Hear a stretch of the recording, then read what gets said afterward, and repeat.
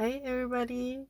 So I just went into my 20 weeks scan and I was a little bit nervous, but I guess you're always nervous when it comes to the scan, but everything is fine. He is perfect, a little bit bigger than the average baby, so that's kind of new, but everything is fine.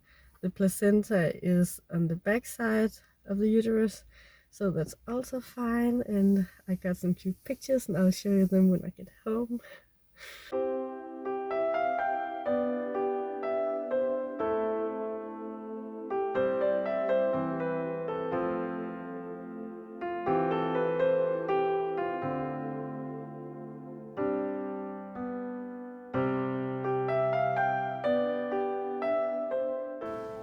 So this is a few days after my 20 weeks pregnancy scan.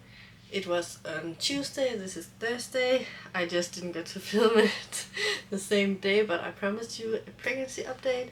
So I'll just do that now. I am currently 20 weeks pregnant, or 20 weeks and 1 day. And I actually feel pretty good. In the beginning of the pregnancy, in first trimester, I had so much nausea. It was so terrible, and I was so tired. I just felt like laying on the couch all day long and do nothing. I could sleep every hour of the of the day. I was miserable. And yeah, I was afraid that that was going to last, but I feel like my energy is slowly getting back, not at a normal level, or in my head it begins in a normal level, and then I just get tired quicker than I did before, but I'm growing a human, so what can I say about that? I can't complain. And yeah, but I'm feeling great. In my first pregnancy with Liam, this is pregnancy number 4. With Liam, the first one, I had a very unstable pelvis, and I had so much pain that Mikkel had to turn me over in the bed at night because I just couldn't because of the pain.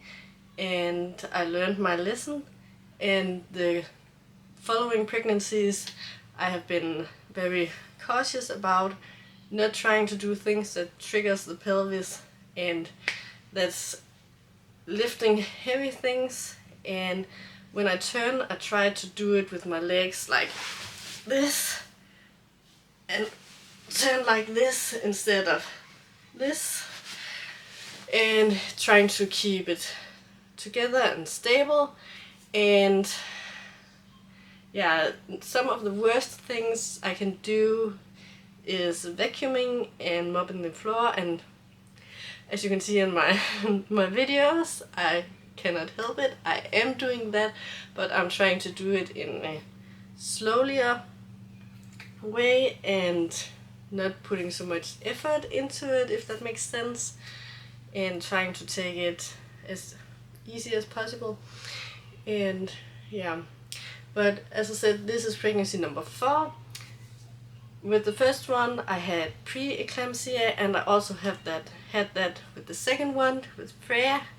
And the first one, they tried to induce me, and it failed. And then later on, I think it was the same day, I got spontaneous into birth or labor.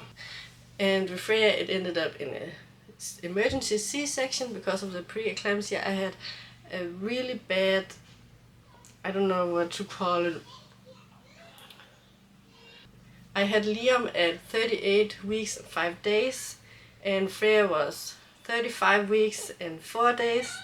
And during the last, I think, month or so with Freya, I had pre-eclampsia, and I said to them, I can feel this is going to end badly, please induce me. I know that this is, and especially the last few days, and they just didn't listen. And I said, I'm worried this is going to end up in an emergency section because my body's shutting down, I can feel it. And they didn't listen, and then it ended up in an emergency section.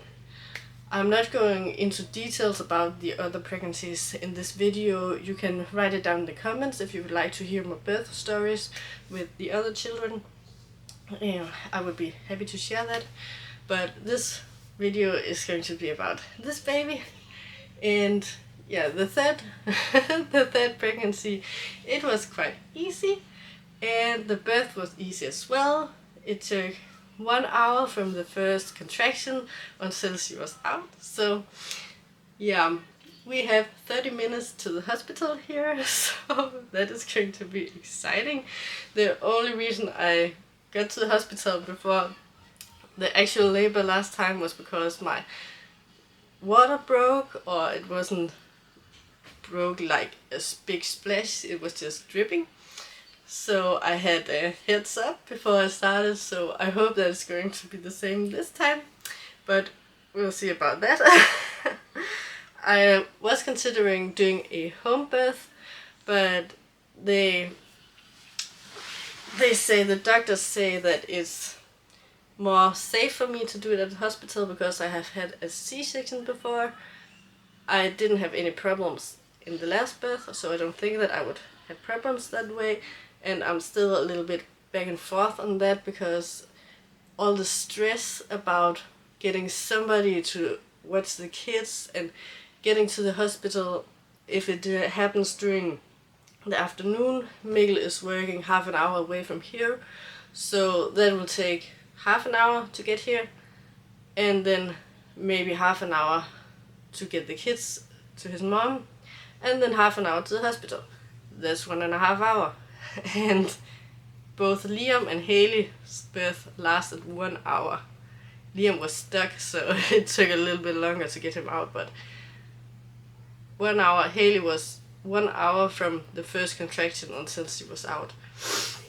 So I'm a little bit stressed out about that. I can easily say that, but we'll see. Hopefully I'll get into labor during the holidays and Mikkel is home on a Christmas holiday and everything will go smoothly, but we'll see. I don't know. I'm trying not to think too much about it because it worries me a lot. I'm not so worried about the birth.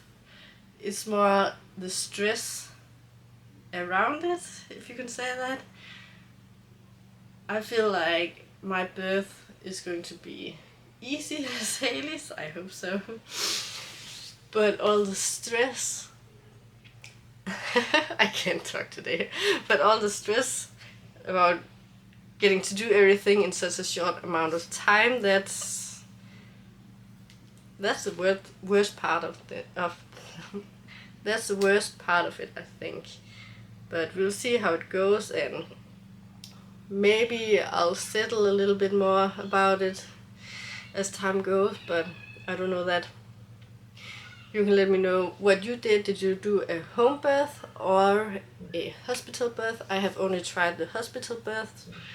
I like the thing about the hospital, there's several things. I don't have to clean it up after the birth, and they have that monitor to monitor the baby's heart, and if something happens, I'm just right there with the doctors. With Liam, I lost a lot of blood, and it wasn't life-threatening or anything like that, but it was nice that I was there. But yeah, I don't know. This is just me vomiting up all my thoughts about this, so I'm sorry if it's not so put together. I don't have a script for this. It's just me talking and thinking out loud. So yeah, we'll see how it goes. He is a little bit bigger than the average, just a few grams. He was 344 grams at 19 weeks and 6 days, so quite much average size. And yeah, I just hope that he's not going to be a huge baby. Liam was 3.5 kilos and he was stuck, but I think it was because he was trying to get out and a little bit, not sideways, but he wasn't in the right position. And yeah, Haley was, I think, I'm sorry, my camera died. Liam was 3.5 kilos and he was stuck, and Haley was 2.4 kilos, I think. And that was so easy, so I hope that he's going to be maybe around the 3 kilos. He doesn't have to be a lot bigger than that. Because remember, he's going to get out, and I know how he's going to get out. So, well, I have heard some people that had huge babies, and they say they couldn't feel the difference, but I don't know. You can let me know the size of your baby when you gave birth. Could you feel a difference if you have had more than one birth? Could you feel a difference between the small one and the big one? Well, I think I have to end up this vlog. I can hear kids running out in the hallway. Yeah, and you can see all these are Haley's teddy bears or rabbits. We co-sleep with her, so that is also going to be interesting with another one. I don't really know what we're going to do. When Haley came, Freya was also co-sleeping with us, and then she ended up in her own bed because she woke up every time Haley cried at night, and Haley cried every night, all night long. That was terrible. So we'll see about that, how that will go. Maybe we can get a bedside crib or bigger bed, maybe. I don't know. We'll see. Well, I have to end this vlog now, and I hope that you got something out of it. If you'd like to hear my birth stories of the other children, you can let me know down in the comments, and if you have anything to say, just say it. I would love to chat with you, and I'll see you again in the next vlog. Bye bye.